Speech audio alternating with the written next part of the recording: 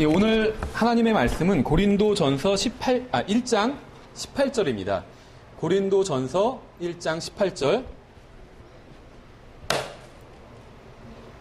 예, 고린도전서 1장 18절.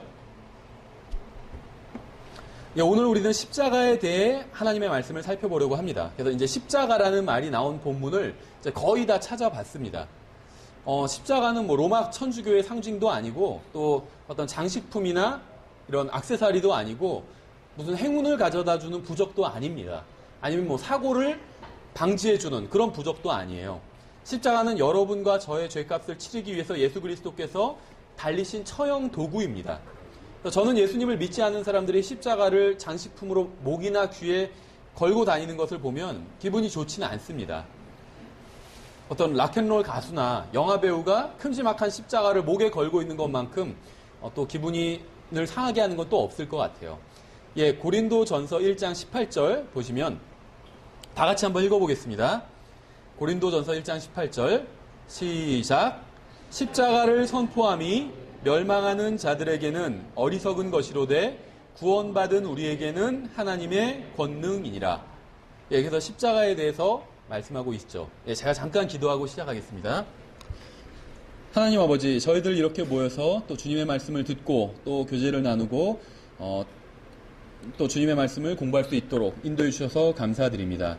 지금 저희들이 배우는 이 말씀을 통해서, 듣는 이 말씀을 통해서 주님을 더욱더 알아가게 되고 또 닮아가게 되고 또 주님을 사랑하게 되기를 원합니다. 지금은 시작하는 시간이오니 마치는 시간까지 주님께서 함께해 주시고 오직 주님께서만 영광 받으시기 원합니다. 감사드리며 우리 주 예수 그리스도 이름으로 기도드렸습니다. 아멘.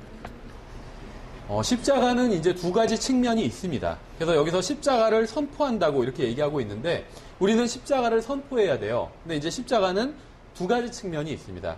첫 번째는 잘 아시는 것처럼 믿지 않는 사람들을 향해서는 복음을 가지고 있어요. 십자가가. 그렇죠. 복음의 의미를 가지고 있어요.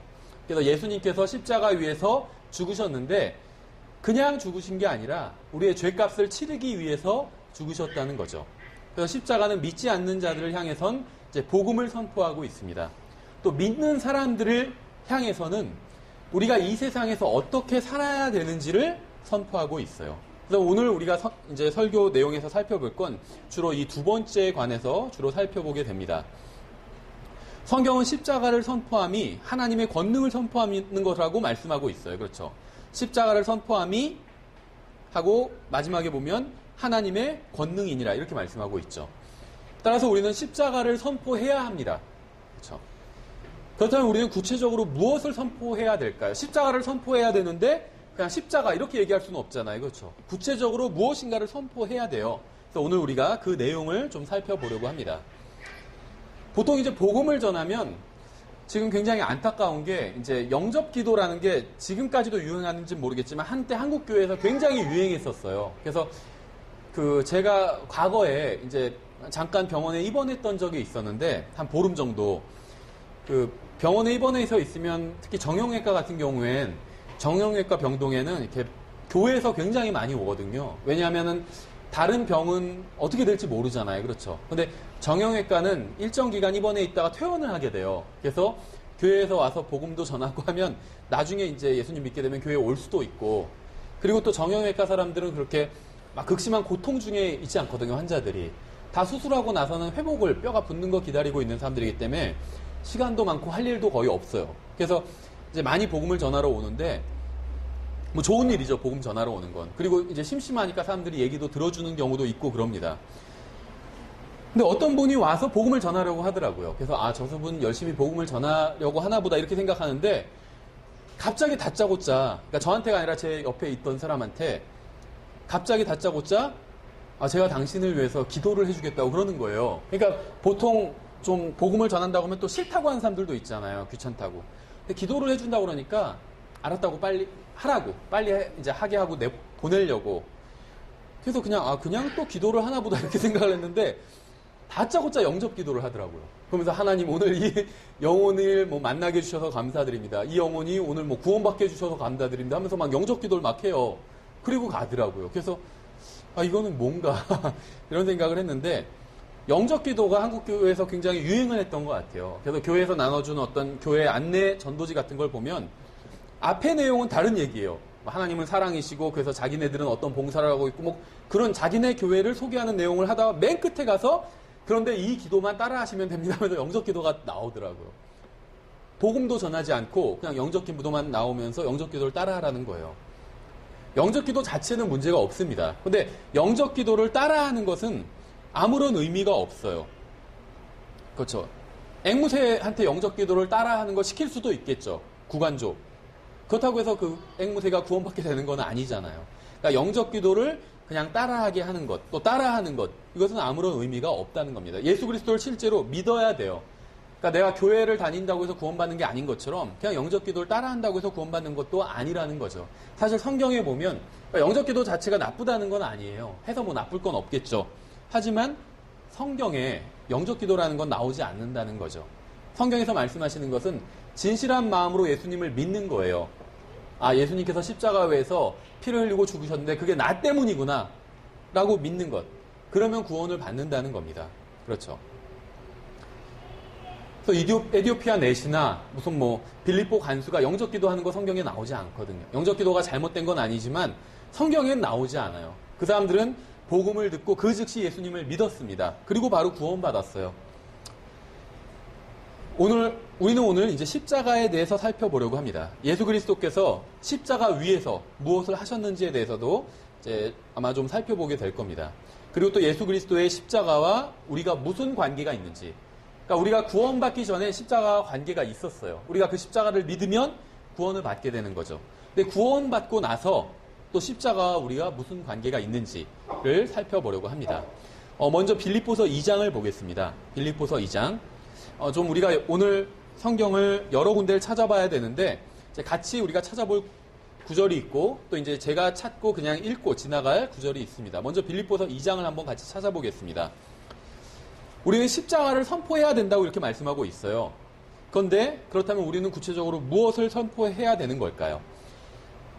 오늘 우리가 십자가에 대한 구절들을 찾아보면서 이 십자가의 의미가 무엇인지 한번 찾아보겠습니다. 빌립보서 2장을 보시면 5절부터 8절까지 자 읽어보겠습니다. 빌립보서 2장 5절부터 8절까지 너희 안에 이 생각을 품을지니 그것은 그리스도 예수님 안에도 있던 생각이라. 예수님이 생각하신 그 생각을 우리도 생각하라는 거죠. 그분은 하나님의 형체로 계심으로 하나님과 동등함을 강탈로 여기지 아니하셨으나 쉽게 말하면 예수님은 하나님이라는 거예요. 그렇죠. 하나님께서 하나님과 동등하신 분이라는 거예요. 그게 전혀 불법적인 일이 아니라는 거예요. 내가 하나님과 동등하다 이렇게 얘기하면 그건 불법적인 일이죠. 하나님의 자리를 내가 강탈하려는 거예요. 근데 예수님은 그렇지 않다는 거예요. 예수님은 하나님이시기 때문에 스스로 무명한 자가 되사 자기 위에 종의 형체를 취하시고 사람들의 모습이 되셨으며 사람의 모양으로 나타나사 자기를 낮추시고 죽기까지 순종하셨으니 그 십자가의 죽음이라. 십자가는 무엇이냐 하면 예수 그리스도께서 죽으신 처형 도구입니다. 그렇죠. 예수님께서 그 십자가 위에서 죽으셨어요. 예수님께서는 단순히 십자가를 지기 위해 이 세상에 오신 게 아닙니다. 오히려 예수님의 십자가는 다른 사람이 졌어요. 그렇죠. 구레네인 시몬이라는 사람이 대신 십자가를 지고 갔잖아요. 예수님은 십자가 위에서 죽기 위해 이 세상에 오셨어요. 예수님께서 로마 정부를 뒤엎기 위해 오신 게 아닙니다. 인권을 신장시키기 위해 오신 것도 아니에요. 예수님은 십자가 위에서 죽기 위해 오셨습니다. 예수님께서는 하나님이시지만 인간의 몸으로 오셔서 십자가 위에서 죽기까지 자신을 낮추셨어요. 그렇죠. 예수님은 전혀 죄를 지은 적이 없었습니다. 하지만 사람들은 예수님을 잘못 대했어요. 그렇죠. 그분께 거짓말을 하고 거짓으로 고소했습니다. 그분은 거짓으로 꾸며진 잘못된 재판을 받으셨어요. 불의한 재판으로 그분에게 사형을 언도했어요. 사람들은. 하지만 그분은 자신을 낮추셨습니다. 그분은 십자가에서 죽기까지 자신을 낮추신 거예요. 그렇죠. 예수님은 수많은 천사들을 불러서 세상을 멸하실 수도 있었지만 여러분과 저를 위해 홀로 십자가 위에서 죽음을 감수하셨습니다. 로마 군인들이 예수님을 죽인 게 아니에요. 유대인들이 예수님을 살해한 것도 아닙니다. 예수님은 하나님이에요. 인간의 몸으로 오셨지만 여전히 하나님이셨습니다. 그래서 사람이 하나님을 죽일 수가 없잖아요. 유대인들이나 로마 군인이 예수님을 살해한 게 아니라는 거예요. 우주를 창조하신 바로 그분이 스스로 자신의 목숨을 내주지 않으셨다면, 자원에서 자신의 목숨을 내어주지 않으셨다면 어느 누구도 예수님께 손끝 하나 대지 못했을 겁니다. 인간의 몸으로 오신 전능하신 하나님께서 범죄자의 죽음에 처하지도록 스스로 내주지 않으셨다면 누구도 그분을 십자가에서 처형할 수는 없었을 거예요. 예수님께서 십자가 위에서 죽으신 것은 누구도 그분을 죽이거나 살해했기 때문이 아니라 그분께서 여러분과 저의 죄값을 대신 치르기 위해 자원해서 죽으셨기 때문에 십자가 위에서 죽으신 거예요. 우리는 바로 이러한 사실을 전해야 됩니다. 예수님께서 십자가 위에서 처형되신 게 아니라 살해되신 것도 아니라 여러분과 저를 대신해서 자원해서 우리의 죄값을 치르기 위해서 십자가에서 죽으셨다는 사실을 전해야 되는 거예요. 그래서 예수님을 믿기만 하면, 예수님을 내가 개인의 구원자로 받아들이기만 하면 내가 죄값을 치르기 위해서 지옥에 갈 필요가 없다는 거예요. 요한복음 19장도 한번 보겠습니다. 요한복음 19장. 여기서 이제 예수님께서 십자가에 못 박히시는 장면이 나옵니다. 요한복음 19장. 요한복음 19장 17절부터 19절까지 보겠습니다. 여기서 예수님께서 십자가에 못 박히신 장면이 나오는데 이제 예수님께서 달리신 십자가 위에 이제 명패가 붙어 있는 장면이 나와요. 요한복음 19장 17절부터 그분께서 자기 십자가를 지고 해골의 장소라 하는 곳으로 나아가셨는데 이곳은 히브리어로 골고다라 하더라. 그들이 거기서 그분을 십자가에 못 박고 다른 두 사람도 그분과 함께 양쪽에 하나씩 못 박았으며 예수님은 한가운데 두었더라. 양쪽의 강도가 못 박혔는데 사실 어느 강도가 구원받은 강도인지 몰라요. 성경에는 안 나와요. 근데 보통 오른쪽에 달린 강도가 구원받은 강도일 거다 이렇게 사람들이 추측을 합니다. 왜냐하면 마태복음 20장에서 예수님께서 민족들을 심판하실 때 오른쪽에 있었던 사람들은 양의 무리였고 구원받은 사람들이었죠. 그래서 이제 그런 식으로 추측을 해요. 근데 성경에 나와 있지 않죠, 명확하게. 빌라도가 명패를 써서 십자가 위에 붙였는데 거기에 글은 유대인들의 왕 나사렛 예수라 하더라. 근데 여러분 이 사복음서를 보시면 이 명패에 기록된 게 다 약간씩 다른 걸 볼 수가 있어요. 저희가 오늘은 다 찾아보지는 않겠습니다. 약간씩 말이 다 달라요. 그래서 이제 어떤 사람들은 이게 모순이고 성경의 오류라고 합니다. 명패에 써서 붙였다고 하는데 말이 다 달라요. 그러니까 성경 오류가 있는 거 아니냐 이렇게 주장을 하는데 그 사람들은 성경을 자세히 읽어보지 않았기 때문에 오류라고 생각하는 겁니다. 이 명패 사복음서를 종합해 보면 명패가 달려있는데 한 가지 언어로만 기록되어 있지 않아요. 몇 가지 언어로 기록되어 있는지 아시죠? 세 가지 언어로 기록되어 있어요. 명패가. 히브리어, 그리스어, 라틴어로. 그래서 세 가지 언어로 약간씩 다르게 기록이 된 거예요. 그래서 약간씩 기록이 다르게 된 것입니다. 그러니까 성경은 모순이 아니라는 거죠. 그럼 왜 명패를 여러 가지 언어로 기록하셨을까요? 하나님께서 그렇게 하도록 하셨을까요? 히브리어, 이건 유대인들의 언어죠. 또 그리스어, 라틴어, 이건 이방인들의 언어예요. 그 당시에 통용되던 언어들이죠. 그래서 어느 언어를 사용하든 상관없이 예수님께서 십자가 위에 왜 달리셨는지를 사람들에게 알려주기 위해서 하나님께서는 그 명패를 세 가지 언어로 기록되도록 하셨다는 겁니다. 그 명패에는 예수님께서 유대인들의 왕 나사렛 예수다 이렇게 기록되어 있었죠. 25절에 이렇게 되어 있어요. 이제 그 예수님의 십자가 곁에는 그분의 어머니와 그분의 이모요 글로바의 아내인 마리아와 막달라 마리아가 서 있더라. 그래서 예수님의 십자가 주위에는 여러 사람들이 있었습니다. 남자들과 여자들이 있었어요. 그리고 성경 기록에 의하면 예수님 옆에는 양쪽으로 두 명의 죄수가 십자가에 달려 있었죠. 예수님 양옆으로 달렸던 사람들은 나쁜 사람들이었습니다. 그렇죠? 자기들도 알았어요. 그래서 우리는 우리에게 합당한 보응을 받는다. 이렇게 나중에 누가복음에 보면 고백을 하고 있어요. 그 십자가 옆에 달린 강도가 나쁜 사람들이었습니다. 그렇죠? 이 사람들은 우리를 구원할 수 없어요.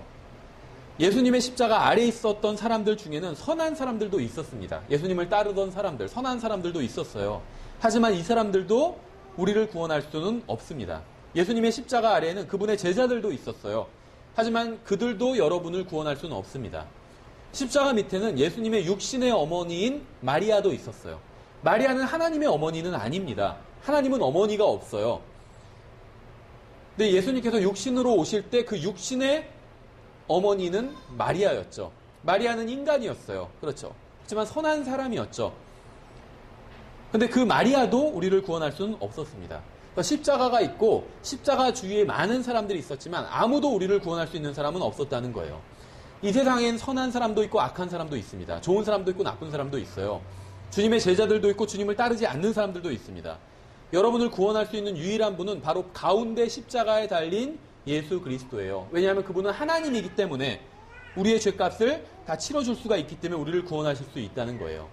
어떤 사람들은 그분을 믿고 어떤 사람들은 그분을 믿지 않아요. 그분을 따르는 사람들도 있고 그분을 욕하는 사람들도 있습니다. 거만한 눈으로 십자가를 바라보는 사람도 있고 마음이 찢어진 채 찢어진 가슴을 가지고 가슴을 치며 십자가를 바라보는 사람들도 있었습니다. 하지만 그중 누구도 여러분의 죄에서 구원할 수 있는 사람은 없었다는 거예요. 오직 가운데 십자가에 달리신 예수 그리스도만이 여러분을 구원하실 수 있다고 성경은 말씀하고 있어요. 따라서 우리가 십자가를 선포한다는 것은 예수 그리스도께서 여러분의 죄로 인해 죽으셨고 여러분의 죄값을 치르기 위해 죽으셨다는 사실을 선포하는 겁니다. 예수님 옆에 있던 강도는 자신의 죄로 인해 십자가에 달렸어요. 하지만 예수님께서는 아무런 죄가 없는데 십자가에 달리셨습니다. 여러분과 저의 죄값을 치르기 위해서 십자가에 달리신 거예요. 그래서 우리는 예수 그리스도를 구원자라고 부르는 겁니다. 구원자. 보통 이제 세이비어라는 말을 구세주 이렇게 번역하는 경우가 있는데 이거는 정확한 번역이 아니에요. 구세주. 뭐 그 말 자체가 잘못된 말이다 이런 말은 아니지만 세이비어는 구원자라는 말입니다. 그래서 우리 성경에 다 구원자라고 번역했고 저도 성경에 있는 용어 그대로 그냥 구원자라고 이렇게 부릅니다. 예수님은 우리의 구원자세요. 구원자. 십자가 옆에 달렸던 강도는 저의 구원자가 될 수 없어요. 왜냐하면 그도 저 같은 죄인이기 때문에. 십자가 아래에 있던 사람들도 저의 구원자가 될 수 없습니다. 왜냐하면 그들도 저와 같은 죄인이기 때문에. 오직 예수 그리스도만이 구원자가 되실 수 있습니다. 왜냐하면 그분만이 죄가 없이 십자가에 달리셨기 때문에. 그러므로 우리는 십자가를 선포한다는 것, 우리가 십자가를 선포한다는 것은 오직 예수 그리스도만이 여러분과 저를 구원할 수 있다는 사실을 선포하는 거예요. 이게 십자가를 선포하는 겁니다. 내가 다른 사람에게 예수님만이 당신과 저를 구원할 수 있습니다. 당신을 구원할 수 있습니다. 이렇게 전해주는 것이 바로 십자가를 선포하는 것이라는 그 말입니다. 예수님께서 십자가에 달리셨을 때 사람들은 무엇을 하고 있었을까요? 마태복음 27장에 보시면 마태복음 27장에 예수님께서 십자가에 달리셨을 때 이제 사람들이 무엇을 하고 있었는지 나와요. 마태복음 27장에 이제 특히 믿지 않는 사람들이 어떤 반응을 보였는지가 나오죠. 마태복음 27장 39절부터 42절에 39절에 믿지 않는 사람들은 십자가를 어리석은 거라고 생각합니다. 우리가 지금 전에도 어리석은 거라고 생각해요. 그렇죠? 왜 그렇게 십자가 얘기만 하냐? 어떻게 십자가에 달렸다는 것으로 인해서 어떻게 우리 죄가 용서받을 수 있냐? 말이 안 된다. 어리석다. 이런 생각을 합니다. 근데 예수님께서 십자가에 달리셨을 때도 사람들은 그런 생각을 했어요.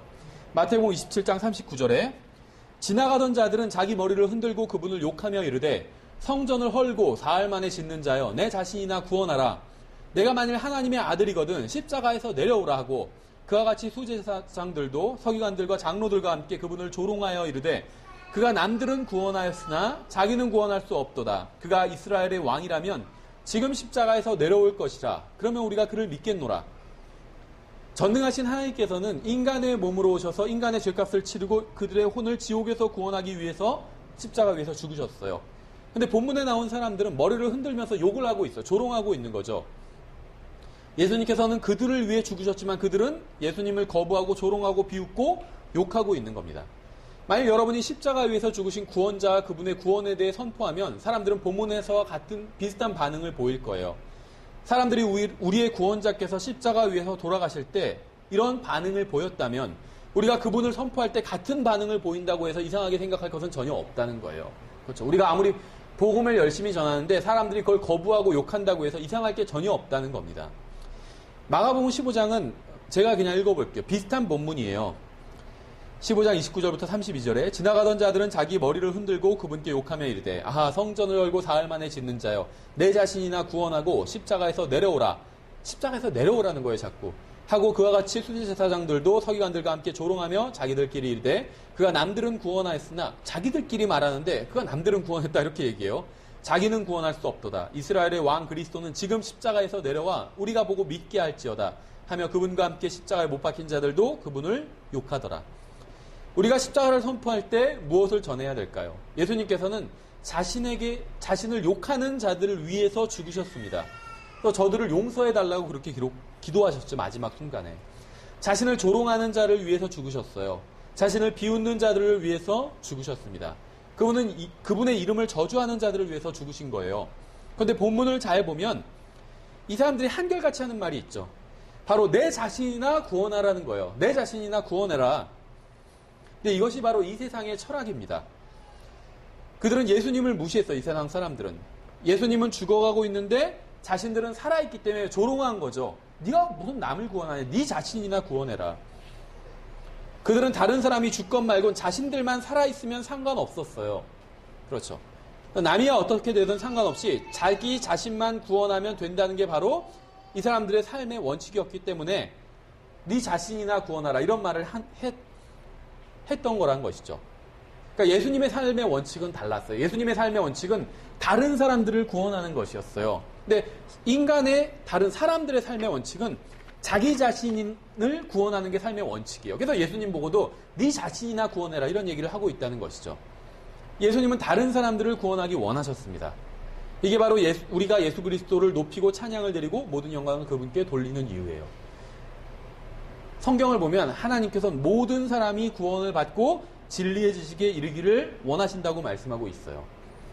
하나님께서는 모든 사람이 구원받기를 원하셨습니다. 그래서 구원받는 방법을 쉽게 해주신 거예요. 예수님도 마찬가지예요. 예수님은 다른 사람들이 구원받기를 원하셨습니다. 그래서 자기 자신이 만약에 지금 즉시 십자가에서 그때 당시에 내려오셨다면 자기 자신을 구원하는 것이었죠. 근데 그렇게 되면 온 세상의 죄값을 치를 수가 없었잖아요. 그럼 세상 사람들은 구원받지 못하게 되는 거죠. 그래서 예수님께서는 자기 자신을 구원하지 않으신 거예요. 다른 사람들, 모든 사람들이 다 구원받을 수 있게 하기 위해서. 그렇죠. 근데 사람들은 자기 자신을 구원하는 데만 관심이 있어요. 그래서 제가 계속 여러 번 말씀을 드렸죠. 선행을 통해서 구원받는다. 그래야 된다. 이렇게 주장을 사람들은 합니다. 그러면서 기독교를 욕해요. 예수님만 믿으면 구원해준다는 게 말이 되냐. 그럼 평생 악하게 산 사람도 마지막 순간에 예수님만 믿으면 구원받는다는 거냐. 평생 선하게 산 사람도 예수님을 믿지 않으면 구원받지 못한다는 거냐. 말이 안 된다. 그러면서 하면 잔인하다. 어떻게 평생 선하게 산 사람을 예수님을 믿지 않았다는 이유만으로 지옥에 보낼 수 있냐. 하나님 너무 잔인하다. 이렇게 얘기한다는 거예요. 그렇죠. 그런데 선행을 해야 구원받는다 이렇게 얘기하는 사람들은 기준이 없어요. 얼마만큼 선행을 해야 하는 것인지. 근데 이제 그런 얘기를 하는 사람들이 그래도 한 가지 생각하고 있는데 무엇이냐면 자기는 구원받을 수 있다고 생각을 해요. 그렇죠. 선행을 해야 구원받는다 이렇게 말하면서 그렇지만 나는 선행을 할 수 없기 때문에 나는 구원받을 수 없어. 이렇게 생각하는 사람은 없어요. 선행을 해야 구원받는다 이렇게 말하는 사람들은 자기 자신은 구원받을 수 있을 거라고 생각을 합니다. 그래서 어느 정도 선행을 해야 구원받느냐 이렇게 물어보면 자기가 할 수 있는 만큼의 선행을 이야기해요. 그래서 이 정도 하면 그래도 구원받아야 되지 않냐. 그러면 다른 사람은 어떡하냐. 예를 들면 죄를 지은 사람, 나쁜 사람들 뉴스에 나는 그 사람들은 당연히 지옥 가야 된다. 벌 받아야 된다. 악한 사람들이기 때문에. 근데 나는 그렇지 않기 때문에 나까지는 그래도 구원받아야 된다. 이렇게 생각한다는 거죠. 이게 세상의 철학이에요. 선행을 해야 구원받는다. 이렇게 생각하는 사람들, 주장하는 사람들은 다른 사람들이 구원받는 데는 관심이 없어요. 자기 자신만 구원받으면 된다고 생각하기 때문에 그런 얘기를 하는 거예요. 그런데 만약에 선행을 해야 구원받는다면 구원받을 수 있는 사람이 없어요. 하나님께서 보셨을 때는. 왜냐하면 하나님께서 생각하시는 선의 기준은 높기 때문에 굉장히. 그래서 하나님께서는 선을 해야 구원받는다고 하면 정말 극소수의 사람들 극소수의 사람들만이 구원받을 수밖에 없었겠죠. 아니면 사실 하나님의 기준으로 봤을 땐 아무도 구원받을 수 없었어요. 그래서 하나님께서 모든 사람이 다 구원받게 하기 위해서 구원의 방법을 쉽게 해놓으셨다는 거예요. 그래서 하나님께서 예수님을 믿으면 구원해 주겠다고 하신 것은 잔인한 일이 아니라는 거죠. 오히려 관대한 거예요. 반대로. 누구든지 구원받을 수 있기 때문에. 그렇죠. 그래서 예수님께서는 자기 자신만 구원하는 데는 관심이 없으셨어요. 다른 사람들이 구원받는 데 관심이 있으셨어요. 그래서 모든 사람들이 원하면 구원받을 수 있게 하기 위해서 예수님만 믿으면. 그러니까 가장 구원의 방법을 쉽게 해놓으신 거예요. 누구든지 믿을 마음만 있으면 구원받고자 원하는 마음만 있으면 구원받을 수 있게 하기 위해서 예수님만 믿으면 구원받을 수 있도록 가장 구원받는 방법을 쉽게 해놓으셨다는 것이죠. 모든 죄의 중심에는 이기심이 있습니다. 이기심. 이게 죄의 특징이에요. 이기심. 모든 죄는 이기심에서 나오기 때문이네. 그렇습니다. 이기적이 않은 죄는 없어요. 이타적인 죄는 없어요. 그렇죠. 어떤 이기적인 선행 이런 것도 없습니다. 그렇죠. 그래서 계속 말씀드렸죠. 이기적인 기도는 죄라고. 그러니까 모든 기도가 다 바른 기도는 아니에요. 이기적인 기도가 있어요. 이건 죄예요. 내가 어떤 사람 꼴 보기 싫다고 해서 그 사람 가다가 사고 나서 죽게 해주십시오. 이렇게 기도한다면 극단적인 예지만 그건 죄죠. 그러니까 기도한다고 해서 그거 다 잘하는 건 아니라는 거예요. 하나님의 뜻대로 또 다른 사람을 위해 하는 기도가 바른 기도라는 거죠. 이기적인 기도는 죄라는 거예요. 왜냐하면 모든 죄의 중심엔 이기심이 있기 때문에. 그래서 하나님께서는 모든 것을 다해서 하나님을 사랑하고 이웃을 자신과 같이 사랑하라고 말씀하신 겁니다. 이게 이기심의 정반대이기 때문에 이웃을 자신과 같이 사랑하는 것. 그러면 모든 문제가 다 해결돼요. 모든 죄의 문제가. 모든 죄는 자신만을 사랑하는 마음에서 나옵니다. 따라서 하나님을 사랑하고 이웃을 자신과 같이 사랑하면 죄는 사라지게 되는 거예요. 이 죄 문제를 해결한 거예요. 전쟁 문제를 해결한 거죠. 전쟁. 이웃을 자신과 같이 사랑한다면 전쟁이 일어나지 않겠죠. 그러니까 지금 막 중동이 어지럽잖아요. 뭐 이스라엘과 그다음에 하마스 간의 어떤 지금 전투가 있잖아요. 그래서 막 연일 뉴스에선 계속 그게 나오고 뭐 이스라엘이 잘못했다 아니면 하마스가 잘못했다. 양쪽 다 잘못한 게 있고 어떤 입장이 있겠죠. 물론 이제 더 엄밀히 따져보면 하마스가 참 문제가 많긴 하지만 어쨌든 간에 이스라엘이 다 잘한다고 볼 수는 없겠죠. 문제가 다 있어요. 그래서 사람들이 뭐 중동에 대한 해법을 내놔요. 어떻게 하면 중동 문제가 해결된다. 근데 참 어렵죠. 현실적으로는. 근데 성경적으로 보면 간단해요. 하나님의 말씀을 믿으면 해결돼요. 하나님의 말씀 중에서도 특히 어떤 말씀이냐면 내 이웃을 내 자신과 같이 사랑하라는 이 말씀. 그럼 모든 전쟁이 즉각 중단되게 되겠죠. 아담으로부터 시작해서 인류 역사 중 유일하게 자신보다 다른 사람을 먼저 사랑했던 분이 있어요. 하나님을 사랑하고 자기의 이웃을, 자기 옆에 있는 주위에 있는 사람들이죠. 이웃을 자신과 같이 사랑했던 유일한 분이 있었습니다. 누구일까요? 바로 예수 그리스도예요. 예수님께서 자신보다 다른 사람을 먼저 사랑하셨기 때문에 여러분과 제가 구원받을 수 있었던 거예요. 인간의 죄값을 치러야 되는데 이게 하나님의 딜레마였죠. 로마서에서도 나오잖아요. 자기를 믿는 사람들을 의롭게 했어야 돼요. 하나님은. 그렇죠. 그러니까 하나님은 사랑과 공의가 충만하신 분이기 때문에 죄는 처벌해야 되지만 반대로 또 사람들을 용서해주고 주셔야 된다는 거예요. 근데 그걸 해결할 수 있는 것이 바로 이 십자가라는 것이었죠. 하나님께서는 십자가 위에서 예수 그리스도께 진노하심으로 인간의 죄를 처벌하신 거예요. 그리고 또 그 십자가를 통해서 믿는 사람들을 구원하심으로 자신의 사랑을 드러내 보여주신 것이죠. 예수님은 십자가 위에서 자신이 아니라 다른 사람을 먼저 사랑하셨어요. 자신을 사랑하셨다면 예수님을 조롱한 사람들이 한 말처럼 십자가 위에서 당장 내려오셨을 거예요. 하지만 자신보다 다른 사람들, 자기 이웃들, 그 이웃이 자기를 미워하는 사람이라 할지라도 그 이웃을 사랑하셨기 때문에 십자가 위에서 내려오지 않으시고 죽음을 맞이하셨다는 것입니다. 예수님께서 자신보다 다른 사람을 먼저 사랑하셨기 때문에 여러분과 제가 구원받을 수 있었다는 거예요. 골로새서 2장을 보겠습니다. 골로새서 2장. 골로새서 2장에 보시면 예수님께서 십자가 위에 달리실 때 골로새서 2장 13절 예수님께서 십자가 위에 달리셨을 때 명패가 붙어 있었죠. 복음서를 보면 십자가 위에 명패가 붙어 있었는데 그러니까 십자가 위에는 예수님이 달려 있었고 명패도 달려 있었어요. 근데 그 외에 다른 게 하나 더 달려 있었어요. 무엇일까요? 잘 모르실 거예요, 아마. 사람들의 눈에는 보이지 않는 거였어요. 근데 하나님께서 달아놓으신 게 있었어요. 골로새서 2장에 나와요. 그게 무엇인지. 골로새서 2장에 보시면 13절에 또 너희의 죄들과 너희 육체의 무할례 가운데서 죽었던 너희를 하나님께서 그분과 함께 살리시고 너희의 모든 범법을 용서하셨으며 우리를 대적하고 우리를 반대하던 규례들을 손으로 기록한 것을 지우시고 그것을 길에서 치우사 그분의 십자가에 못 박으셨으며 예수님께서 십자가에 달리셨을 때 예수님이 달렸죠. 십자가 위에. 그다음에 명패도 달려 있었어요. 근데 그것만 있었던 것이 아니라 규례들도 달려 있었다고 하나님께서 말씀하고 있죠. 하나님께서 달아놓으신 거예요. 규례들을. 우리 눈엔 보이지 않지만. 빌라도는 예수님의 십자가 위에 명패를 붙였습니다. 예수님의 십자가 주위에 있던 사람들은 그 명패를 볼 수 있었습니다. 예수 그리스도께서 십자가 위에 달리셨을 때 하나님께서는 십자가와 예수님 사이에 무엇인가를 또 달아두신 거예요. 그래서 예수님께서 십자가에 못 박히실 때 그것도 함께 못 박히도록 하신 겁니다. 예수님과 함께 십자가에 못 박힌 그것이 무엇일까요? 바로 우리를 반대하던 규례들을 손으로 기록한 것이었어요. 다시 말하면 율법이에요. 율법. 율법도 십자가에 달렸다는 거예요. 예수님께서 십자가에 달리셨을 때.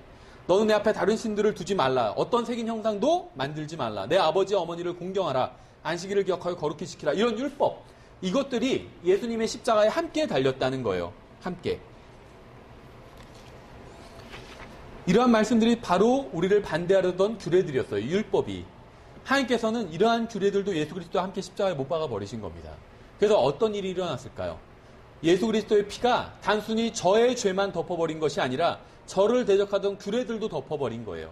그래서 제가 예수 그리스도를 저의 개인적인 구원자로 받아들였을 때 저의 죄만 용서받은 게 아니라 더 이상 저를 정죄하던 율법의 정죄도 받지 않게 된 겁니다. 그렇죠. 그래서 제가 예수님을 믿는 순간 저의 죄만 예수님의 피로 덮인 게 아니라 저를 정죄하던 율법도 피로 덮여버렸다는 거예요. 우린 무엇을 선포해야 될까요? 예수 그리스도께서 십자가에 달리셨다는 사실을 선포해야 합니다. 십자가 주위에 있던 누구도 우리를 구원할 수 없고 오직 예수 그리스도만 우리를 구원할 수 있다는 사실을 선포해야 돼요. 예수님을 조롱하고 욕하고 비웃던 사람들도 구원받을 수 있다는 사실을 선포해야 됩니다. 예수님께서 십자가 위에서 모든 인간이 한 모든 죄에 대한 값을 치르셨기 때문에 우리의 모든 죄가 용서받을 수 있다는 사실도 선포해야 합니다. 예수 그리스도의 피는 모든 사람의 모든 죄뿐만 아니라 인간을 반대하던 인간을 정죄하던 이 율법까지도 덮어버렸다는 사실을 선포해야 돼요. 저는 죄에게 종으로 팔렸습니다. 성경 그렇게 말씀하고 있죠. 우리가 죄에게 종으로 팔렸다고. 그래서 죄의 값을 치러주신 거잖아요. 예수님께서. 언젠가 죄에 대한 삭스로 죽어야만 했어요. 성경은 죄의 삭스는 사망이다 이렇게 말씀하고 있죠. 죄에게 종으로 팔리면 일하면 삭스를 받게 되잖아요. 그렇죠. 옛날에 쇠경을 줬잖아요. 노예한테. 근데 그 삭스를 죄는 무엇으로 주냐면 죽음으로 준다는 거예요. 그렇죠. 그래서 죄에게 종으로 팔린 자들이 죄의 삭스로 죽게 된다는 거예요. 이게 성경이 말씀하시는 거죠. 하지만 예수 그리스도께서 오셔서 저의 죄값을 치러주셨어요. 그래서 제가 예수님을 구원자로 믿는 순간 예수님께서는 죄에게 저의 죄값을 이미 치렀다고 말씀을 선포를 하시는 겁니다. 예수님께서는 자신의 피로 저의 죄값을 지불해 주셨어요. 따라서 저는 죄값을 치르러 지옥에 가지 않아도 된다는 겁니다. 죽음도 저를 지옥으로 보낼 수 없게 된 거예요. 죄도 저를 지옥으로 보낼 수 없게 된 겁니다.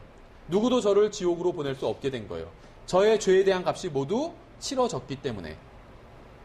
에베소서 1장을 한번 보겠습니다. 에베소서 1장. 에베소서 2장입니다. 에베소서 2장. 에베소서 2장 11절부터 16절까지 보겠습니다. 제가 방금 이 규례들이 예수님과 함께 십자가에 못 박혔다 이렇게 말씀을 드렸죠. 그리고 이 규례가 율법이었다고 말씀을 드렸죠.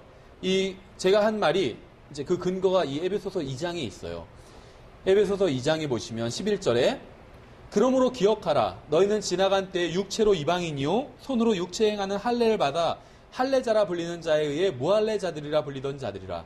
그때 너희는 그리스도 밖에 있었고 이스라엘 연방 국가 밖에 있던 외인들이며 약속의 언약들에서 분리된 낯선 자요. 그러니까 하나님께서 사람들을 유대인과 교회와 이방인으로 보시죠. 근데 그리스도 밖에 있었어요. 그러니까 교회가 아니었죠. 우리가 구원받기 전에. 또 이스라엘 연방 국가 밖에 있었어요. 유대인도 아니었어요. 그렇죠. 연방 국가 밖에 있던 외인들이며 약속의 언약들에서 분리된 낯선 자요. 세상에서 소망도 없고 하나님밖에 없던 자들이었으나 하나님 밖에 있던 자들이었으나 한때 멀리 떨어져 있던 너희가 이제는 그리스도 예수님 안에서 그리스도의 피로 가까워졌느니라. 그분은 우리의 화평이시니라.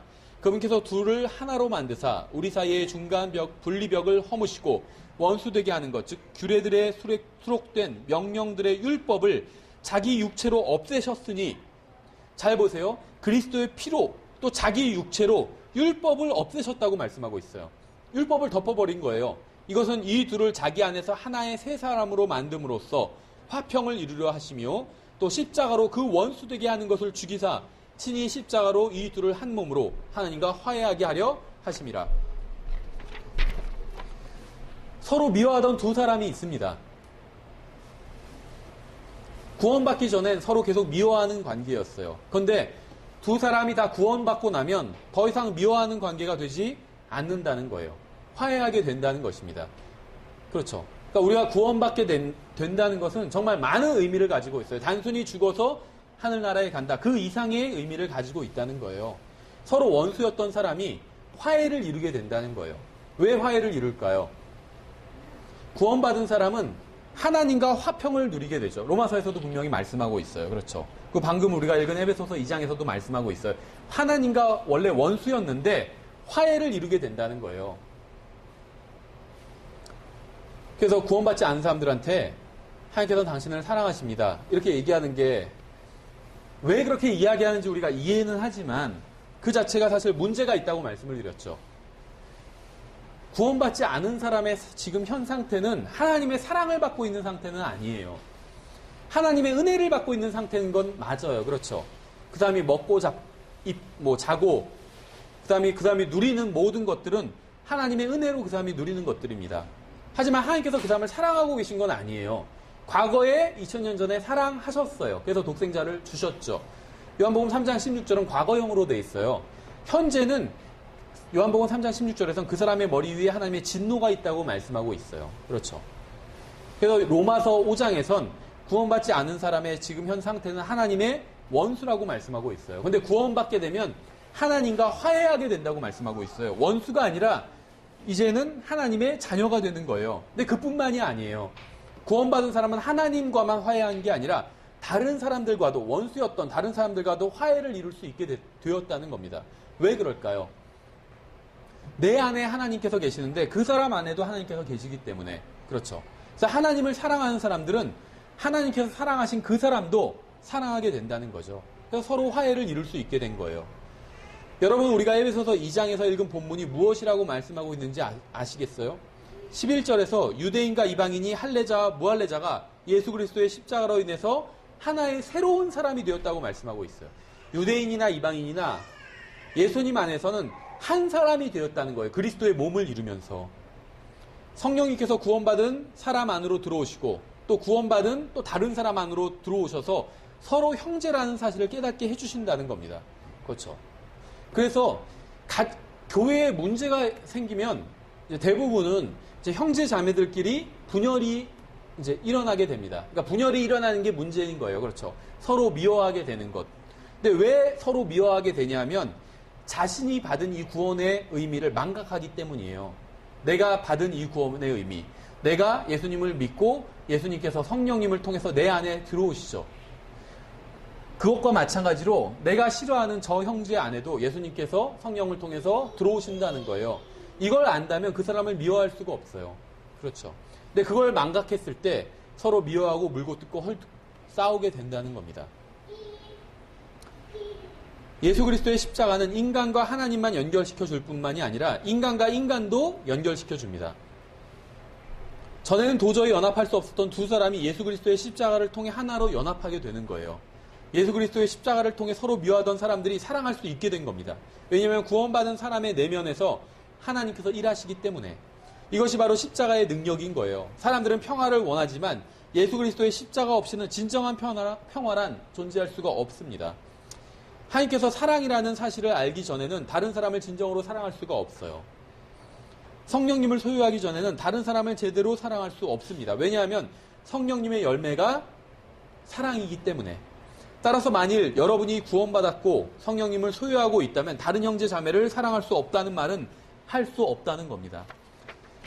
여러분의 육신은 다른 형제 자매를 사랑하기 원하지 않을 수도 있어요. 하지만 성령님께서 안에 내주하시는 사람은 다른 형제 자매를 사랑할 수 있는 능력을 가지고 있습니다. 예수님께서는 자신을 비방하고 욕하고 조롱하고 박해하는 자들을 위해 생명을 내어놓으실 정도로 그들을 사랑하셨습니다. 따라서 그분 안에 거하는 사람은 그분이 사랑한 사람을 사랑할 수 있다는 거예요. 여러분 자신이 예수 그리스도께 여러분 자신을 내어드린다면 주님께서는 여러분을 전혀 다른 사람으로 만들어 주실 수 있다는 겁니다. 십자가는 예수님께서 못 박혀 죽으신 형벌 도구였죠. 십자가는 예수님께서 자신이 아닌 다른 사람들을 위해 죽으신 곳입니다. 십자가는 예수님께서 자신을 사랑하지 않는 자들을 사랑하셔서 그들을 위해 죽으신 곳이에요. 예수님께서는 십자가 대속으로 사람과 하나님 사이에 그리고 사람과 사람 사이에 화평을 이루셨습니다. 마태복음 10장에는 이렇게 되어 있어요. 한번 10장 이 구절은 찾아볼게요. 또 나머지 구절은 이제 비슷한 구절들을 제가 읽을 거기 때문에 찾지는 않겠습니다. 마태복음 10장 한번 38절을 보겠습니다. 이 말씀이 비슷한 말씀이 굉장히 많이 나와요. 마태복음 10장 38절에 굉장히 중요한 말씀입니다. 이제 구원받고 나서 우리가 반드시 기억하고 따라야 될 말씀이에요.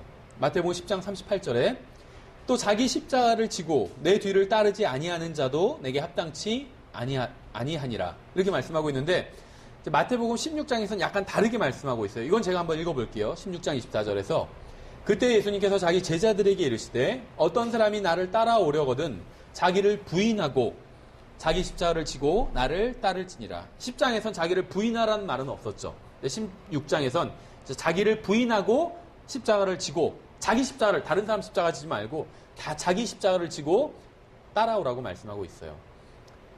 예수님께서는 여러분이 스스로 십자가에 못 박히라고 말씀하시진 않았습니다. 예수님께서는 여러분이 자신이 아닌 다른 사람을 위해 살아야 되고 자신을 사랑하지 않는 자들을 사랑해야 한다고 말씀하셨어요. 주님을 위해 죽는 게 힘들까요? 아니면 주님을 위해서 사는 게 힘들까요? 주님을 위해서 죽는 게 힘들까요? 주님을 위해서 사는 게 힘들까요? 지금 가끔 어떤 그 뉴스를 보면 지금 예수님을 위해서 죽는 사람들이 있어요. 주로 이제 중동에서 정말 뭐 그냥 그 참수시켜 버리더라고요. 어린 아이들도 예외가 아니더라고요. 5살짜리 막 이런 아이들도 인터넷에 그 기사가 나와요. 그 뭐 5살짜리 아이가 예수님을 믿었는지는 모르겠어요. 근데 아마 예수님을 믿는 가족에 속한 아이였던 것 같아요. 참수해버렸어요, 목을. 사진이 그대로 나와 있어요, 인터넷에. 예수님을 위해서 죽는 게 쉽지는 않겠죠. 근데 예수님을 위해서 사는 게 더 힘들어요. 왠 줄 아세요? 죽는 건 순간인데 사는 거는 평생이기 때문에. 여러분은 성경에서 여러분이 어려운 부분이 어디라고 생각하세요? 성경의 어떤 어려운 부분. 우리가 흔히 어떤 뭐 성경 하나님의 말씀이죠. 그리고 우리가 하나님의 말씀으로 살아간다 이렇게 말하고 있어요. 그래서 하나님의 말씀인 성경이 음식과 같다고 얘기를 하고 있죠. 그러니까 성경은 우유와 같아요. 그렇죠. 그러니까 갓난아이처럼 말씀의 젖을 사모하라고 말씀하고 있죠. 우유와 같아요. 또 성경은 단단한 음식이라고 사도 바울이 그렇게 얘기하고 있죠. 그래서 단단한 음식을 그러니까 성경의 어려운 구절들 베드로도 그렇게 얘기하고 있죠. 바울의 어떤 말한 것 중에 어려운 것들이 있는데 사람들이 그걸 억지로 풀려다가 잘못됐다. 한마디로 체했다는 거예요. 음식 먹다가. 그래서 성경에선 우유처럼 누구나 다 먹을 수 있는 말씀도 있고 단단한 말씀들도 있어요. 이해하기 어려운 말씀들, 소화시키기 어려운 말씀들. 그래서 저는 예전에는 뭐 구원에 대한 것, 뭐 이런 것들이 우유에 해당하는 말씀이고 뭐 천년왕국이나 뭐 어려운 교리들 있잖아요. 뭐 대환란이나 이런 어려운 교리들이 단단한 음식에 해당하는 말씀이라고 생각했어요. 지금도 그렇게 가르치는 사람들 많이 있어요. 근데 지금은 저는 그렇게 생각하지 않아요. 지금 반대라고 생각해요. 계시록에 우유가 많다고 생각해요. 계시록에. 왜냐하면 계시록엔 이해하기 어려운 것들이 간혹 있어요. 계시록에. 하지만 내가 실천하기 어려운 건 없어요. 내가 소화시키기 어려운 건 없다는 거예요. 그래서 계시록에는 오히려 우유가 많아요. 그럼 어디에 단단한 고기에 해당하는 음식이 많냐면 고린도전서 같은 데 훨씬 그런 말씀들이 많아요. 고린도전서에서는 우리가 이해하기 어려운 말씀은 아니에요. 이해할 수는 있지만 실천하기 어려운 말씀들은 많이 있어요. 사랑에 대한 고린도전서 13장 예를 들면 사랑에 대한 말씀들 이건 이해하기는 쉽지만 실천하기가 어렵죠. 소화시키기가 어려운 거예요. 그렇죠. 누가복음 한번 14장을 보겠습니다. 오늘 지금 저희가 찾아본 이 십자가를 지고 주님을 따르라는 말씀은 이건 고기에 해당하는 말씀이에요. 이해하기는 쉽지만 실천하기는 어렵기 때문에. 누가복음 14장 18절에 이렇게 되어 있어요. 예수님께서는 여기서 자신을 따르는 게 무엇인지 비유를 들어서 이제 설명을 하고 계십니다. 근데 사람들이 변명을 하고 있어요. 누가복음 14장 18절에 그들이 다 하나같이 변명하기 시작하여 첫째 사람은 그에게 이르되 나는 땅을 샀으므로 반드시 가서 그것을 보아야 하니 원하건대 나를 용서하라 하고 다른 사람은 이르되 나는 소 5겨리를 사서 그것을 시험하러 가니 원하건대 나를 용서하라 하며 또 다른 사람은 이르되 나는 장가 들었으니 그런즉 가지 못하겠노라 하므로. 누가 예수님을 따를 수 없는지 아세요? 자기중심적인 사람은 예수님을 따를 수 없습니다. 저는 지금 이제 구원에 대한 이야기를 하는 게 아니에요. 예수님을 따르는 것에 대한 이야기를 합니다. 자기중심적인 사람은 예수님을 따를 수가 없어요. 땅을 구매하는 것 자체는 죄가 아니죠. 땅 사도 돼요. 오히려 잠언에서는 정말 덕스러운 여인, 훌륭한 여인이 땅을 신중하게 구매한다 그렇게 나오고 있어요. 그렇죠. 땅 사는 건 문제가 아니에요. 문제는 예수님보다 자신의 땅을 더 사랑한다는 게 문제죠. 소를 구매하는 것도 죄가 아닙니다. 문제는 예수님보다 소를 더 사랑하는 게 문제예요. 장가가는 것도 죄가 아닙니다.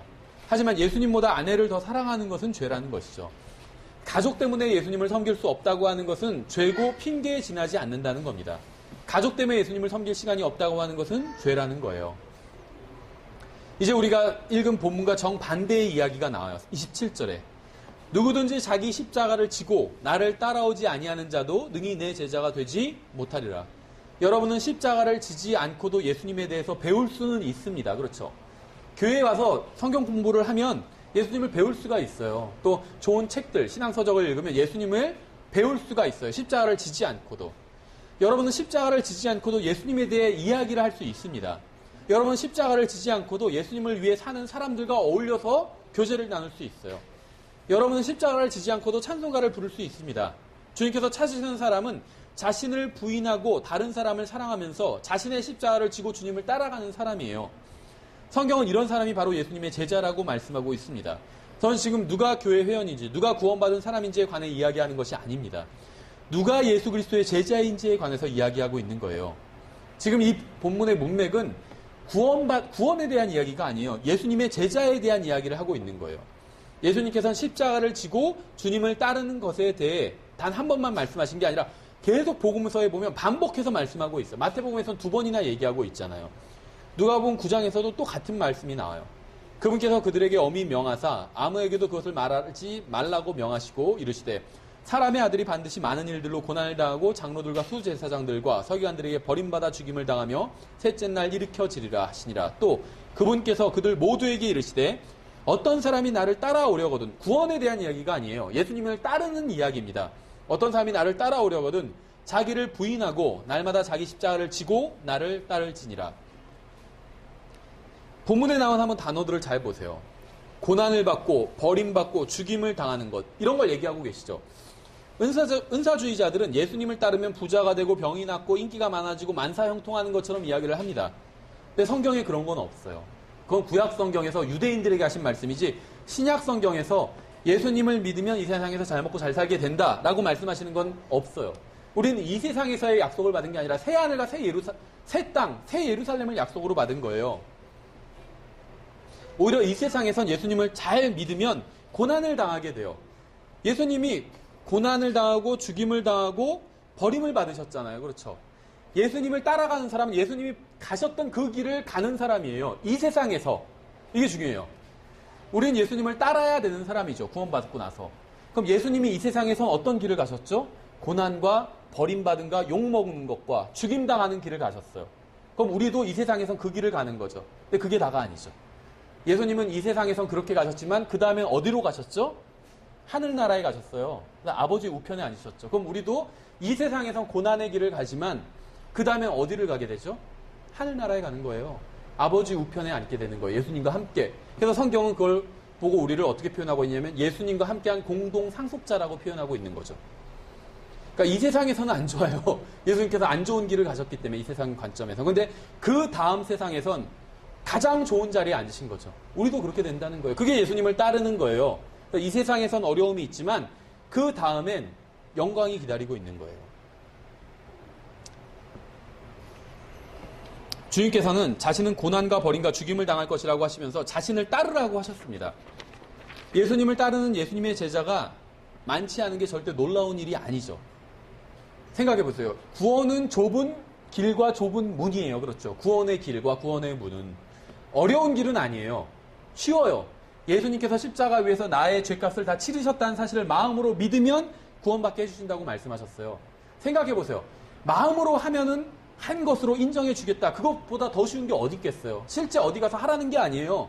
마음으로 받아들이기만 하면 구원해 주시겠다 이렇게 말씀하셨죠. 구원은 쉬워요. 그렇죠?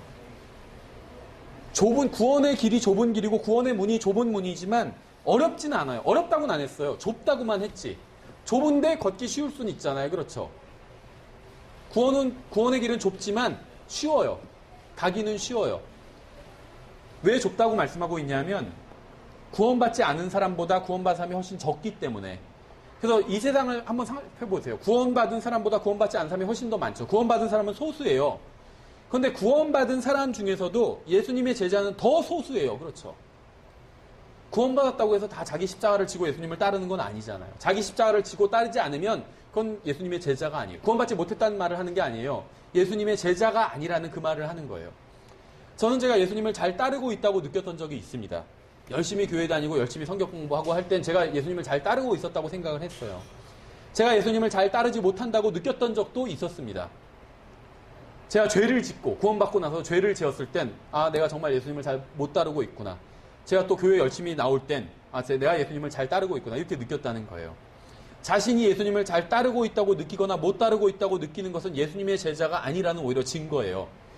왜냐하면 아직 육신적이기 때문에, 자기 느낌이 기준이기 때문에, 자기가 잘하는 것 같으면 예수님의 제자인 것 같고, 잘 못하는 것 같으면 예수님의 제자가 아닌 것 같고, 판단 기준이 자기 느낌이에요. 이건 다른 말로 하면 아직 육신적인 거예요. 그럼 예수님의 제자가 아니에요. 예수님의 제자가 되면 그러한 느낌을 신뢰하지 않습니다. 왜냐하면 그리스도께 속한 사람들은 애착과 정욕들을, 느낌이죠. 애착과 정욕들과 함께 육신을 십자가에 못 박았기 때문에, 갈라디아서 5장 24절 말씀처럼.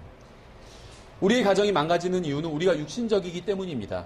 교회가 망가지고 갈라지는 것도 성도들이 자신을 성령 있게 내어드리지 않고 자신들의 이익만 생각하기 때문이에요.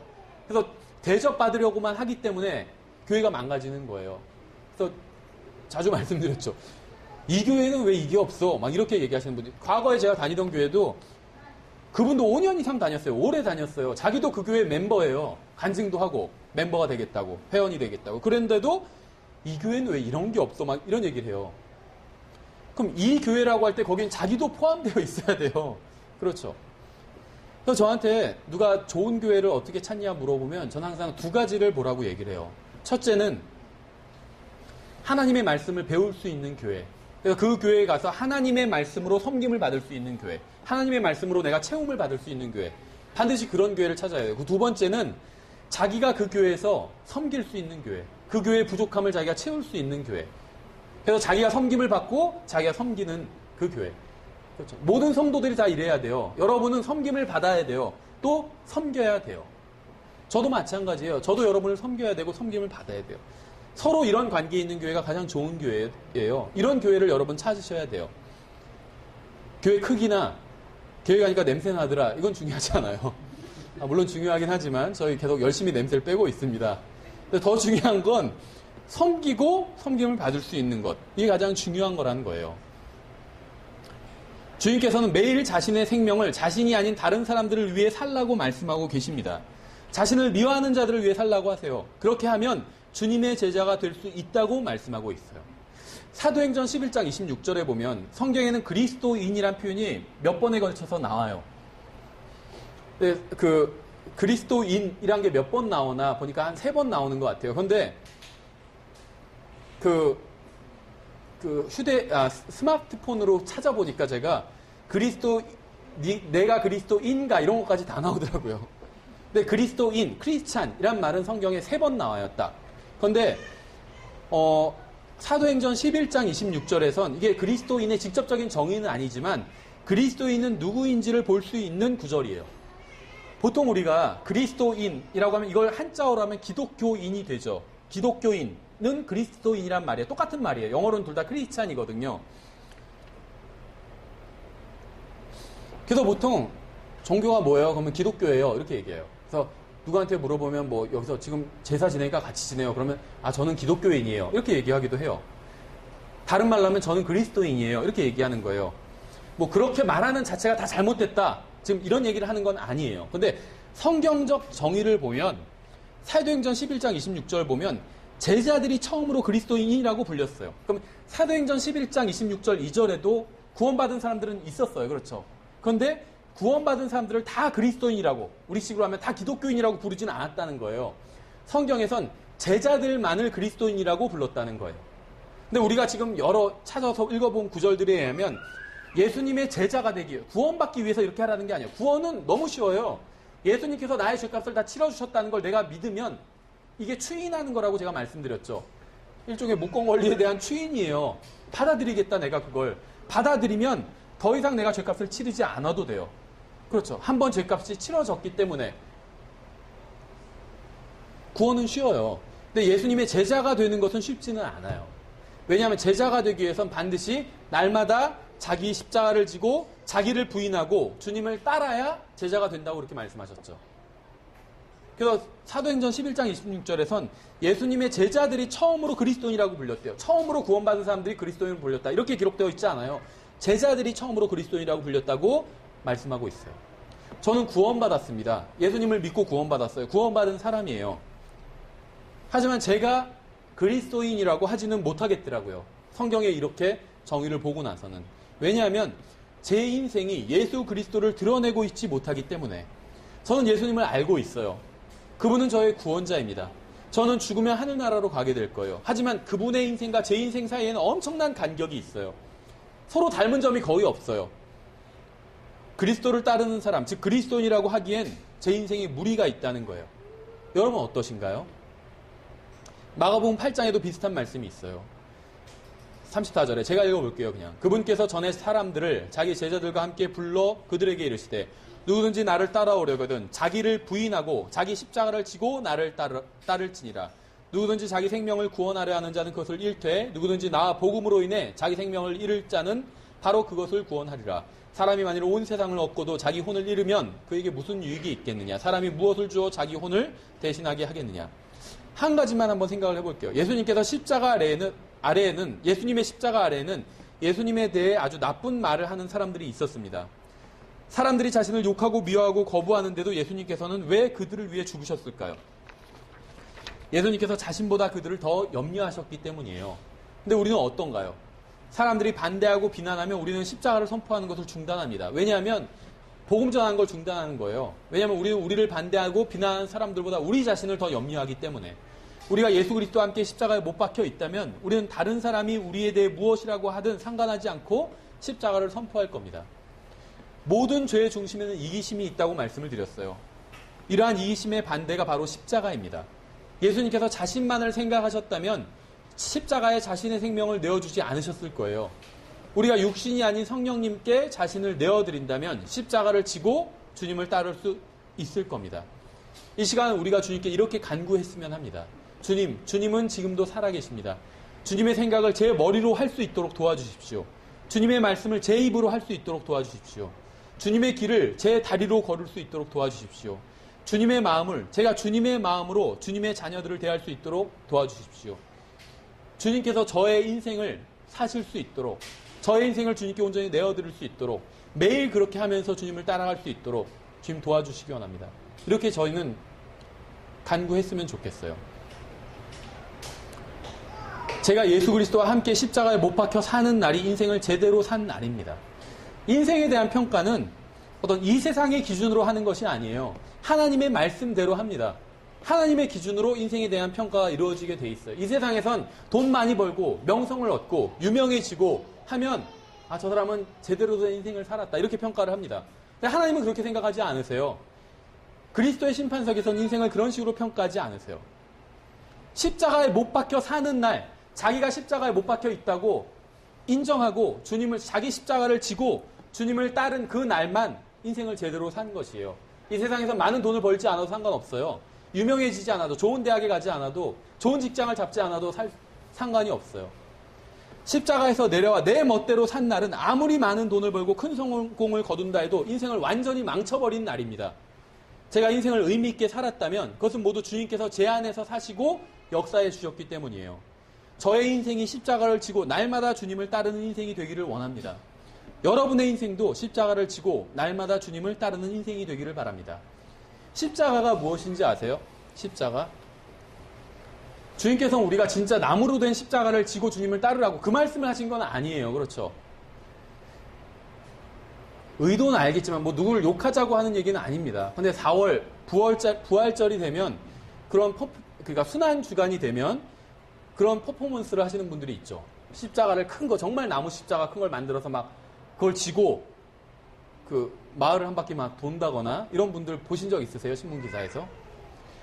이해는 해요. 그분들이 그렇게 하시는 게. 예수님을 어쨌든지 간에 한번 예수님께서 십자가를 지고 따르라고 했으니까 그렇게 한번 해본 거예요. 근데 예수님께서 하신 말씀의 의미는 그게 아니었다는 거죠. 그러니까 십자가를 지고 막 따르는데 무거우니까 아래 막 도르래까지 달더라고요. 바퀴까지. 그게 못하는 거예요. 그렇게 하려면 정말 그게 문자적으로 그렇게 하는 거라고 믿었다면 날마다 그렇게 해야겠죠. 버스 탈 때도 십자가 지고 타야 되고. 근데 그렇게는 안 해요. 그러니까 그렇게 할 수 없다고 생각하는 거죠. 십자가는 무엇이냐면 자기 자신을 부인하는 거예요. 그런데 어떤 특징이 있냐면 선택할 수 있어요. 십자가는. 잘 보세요. 예수님께서 십자가에 달려서 죽으셨어요. 근데 예수님께서 십자가에 달려서 죽지 않으실 수도 있었을까요? 그럴 수도 있었어요. 예수님께서 십자가에 달려서 죽기 위해서 이 세상에 오셨어요. 자신의 생명을 우리 위해서 내어주기 위해서 오셨습니다. 근데 이 세상에 와서 보니까 사람들이 너무 형편없어요. 그래서 와, 이 사람들을 위해서 내가 죽을 가치가 정말 없겠다. 너무 형편없다. 그래서 바로 그냥 오시자마자 바로 승천해 버리셨어요. 그래도 예수님은 여전히 하나님이에요. 무슨 말이냐면 예수님은 빚을 졌기 때문에 의무감에서 십자가에서 죽으신 게 아니에요. 할 수 없이 정말 죽기 너무 싫은데 그냥 어쩔 수 없이 그냥 끌려가서 죽으신 게 아니에요. 사랑하셨기 때문에 자원해서 죽으신 거예요. 자원해서. 우리를 사랑하시기 때문에 우리가 죄 문제를 우리가 스스로 해결할 수 없었기 때문에 우리 죄 문제를 대신 해결해 주시기 위해서 자원해서 십자가 위에서 죽으신 거예요. 십자가를 안 지을 수도 있었어요. 예수님께서 무슨 세디스트에서 십자가 막 고통이 그게 막 너무 짜릿하다고 좋아서 지신 게 아니에요. 예수님은 아버지께 그렇게 기도했잖아. 하기 싫다고. 피할 수 있다면 피하고 싶다고 기도했죠. 그렇지만 나의 뜻대로 하지 않고 부인한 거예요, 자기를. 아버지의 뜻대로 하겠다고. 아버지께서 모든 사람이 구원받기를 원하시니까 아버지의 뜻대로 십자가를 지겠다고 자기를 부인하신 거죠. 그래서 십자가는 자기를 부인하는 건데 선택할 수 있어요. 질 수도 있고 안 질 수도 있어요. 예수님은 십자가를 지실 수도 있고 안 지실 수도 있는데 우리를 사랑하기 때문에 지신 거예요. 그렇죠. 생각해 보세요. 만약에 어떤 자식이 예를 들면 자식이에게 뭐 콩팥을 떼어줘야 돼요. 근데 부모가 떼어줄 수도 있고 안 떼어줄 수도 있어요. 아니면 어떤 사람이 내가 일치해요. 예를 들면 혈액형이나 모든 조건이. 그래서 떼어줄 수도 있고 안 떼어줄 수도 있어요. 신장을. 근데 떼어준 거예요. 예수님이 그러셨다는 거예요. 우리를 위해서 죽으실 수도 있고 안 죽으실 예수님이 우리를 위해서 죽지 않으셨어도 여전히 하나님이고 전혀 예수님은 문제가 없어요. 문제는 우리한테 있는 거지. 그럼 우리 죄값이 치러지지 않기 때문에 우리는 다 지옥에 가야 되는 거죠. 우리를 사랑하셨기 때문에 십자가를 지어주신 거예요. 십자가 위에서 우리를 대신해서 죽어주신 거예요. 근데 그거는 할 수 없어서 어쩔 수 없이 그렇게 한 게 아니라 자발적으로 선택하셨다는 거예요. 우리를 사랑하시기 때문에. 그렇죠. 우리도 십자가를 지고 예수님을 따라야 되는데 선택할 수 있어요. 자발적으로 선택할 수 있어요. 근데 뭐냐 하면 십자가를 져서 예수님은 손해가 났죠. 고통을 당하셨잖아요. 그렇죠. 근데 십자가를 지는 게 하나님의 뜻이었죠. 그래서 하나님의 뜻을 위해선 자신의 고통을 감수하신 거죠. 이게 십자가예요. 우리도 마찬가지예요. 그래서 여러분이 십자가를 지고 따르라고 하니까 잘 모르는 사람들은 막 나무 십자가를 만들어서 그렇게 따르지만 그건 십자가를 지고 따른 게 아니에요. 십자가는 선택할 수 있는데 자기가 선택해서 자기를 부인하는 걸 선택한 거예요. 그러면서 하나님과 다른 사람들을 위해서 그 결정을 한 거예요. 그럼 그게 십자가를 진 거예요. 저는 몰라요. 사람마다 다 달라요. 그래서 성경에선 자기 십자가를 지라고 말씀하고 있는 거예요. 다른 사람 십자가 지지 말고 자기 십자가를 지라는 거예요. 왜냐하면 사람마다 십자가가 다 다르기 때문에. 고난이 십자가는 아니에요. 왜 그런 줄 아세요? 안 믿는 사람들도 고난당하고 있잖아요. 그럼 그 사람들 십자가 진 건가요? 그건 아니죠. 예수님의 제자들만 십자가를 지고 있어요. 고난은 십자가가 아니에요. 다만 십자가가 고난의 형태로 드러날 때가 굉장히 많이 있어요. 그래서 내가 이 고난을 당하지 않아도 돼요. 그런데 하나님과 다른 사람들을 위해서 내가 그 고난을 당하는 걸 선택한다면 그게 십자가를 진 거예요. 내가 이렇게 하면 금전적으로 손해가 나요. 시간상 손해가 나요. 그런데 하나님과 다른 사람들을 위해서 그 손해나는 걸 선택한다면 그게 십자가를 진 거예요. 예수님은 십자가를 질 필요가 없었어요. 그런데 십자가를 지면 자기한테 손해가, 육신의 고통을 당하잖아요. 근데 하나님과 우리를 위해서 십자가를 지신 거예요. 이게 십자가예요. 근데 예수님께서는 그 십자가를 매일 자기 십자가를 지고 주님을 따르라고 하셨어요. 자기를 부인하면서. 십자가를 지려면 부인해야 돼요. 자기를. 부인하지 않고는 십자가를 질 수가 없기 때문에. 저의 인생이 저의 십자가를 지고 날마다 주님을 따르는 인생이 되기를 원합니다. 저는 예수님의 제자로서 살기를 원해요. 아직은 안 된 것 같아요. 그리스도인으로서 살기를 원합니다.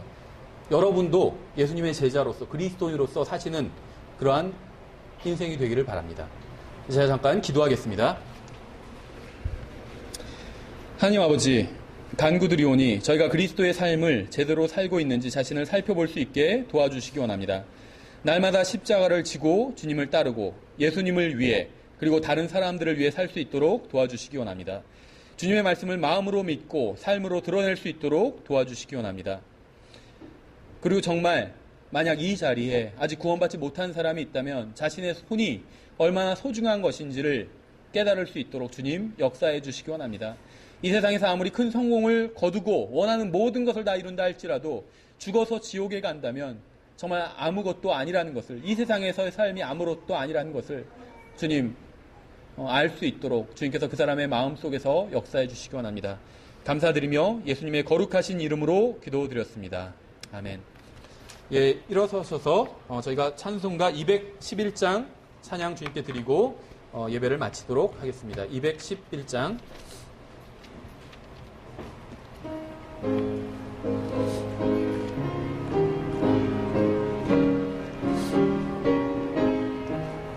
그 참혹한 십자가에 주 달려 흘린 피 샘물같이 늘 흐르니 죄 많은 형제여 값없어도 다 나와서 내 죄를 고하면 흰 눈보다 더 희도록 참성결 얻으리.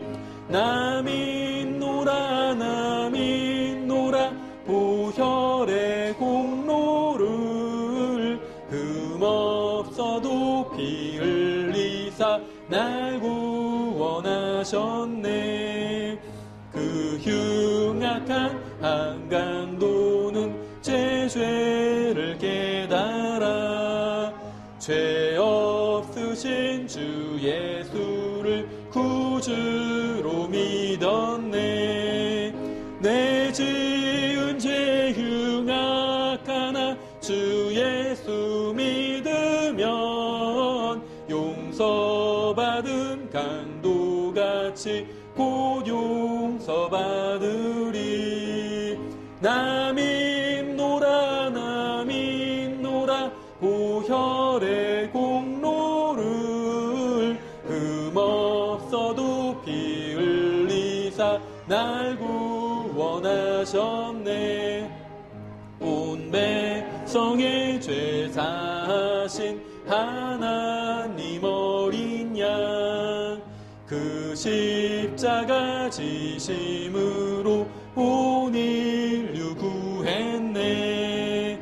저 영원한 새 나라에 다 같이 모여서 금검은 고한 곡조로 새 노래 부르리. 남인노라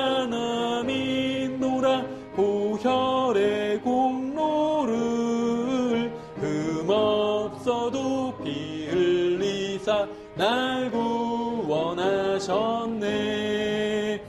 아멘.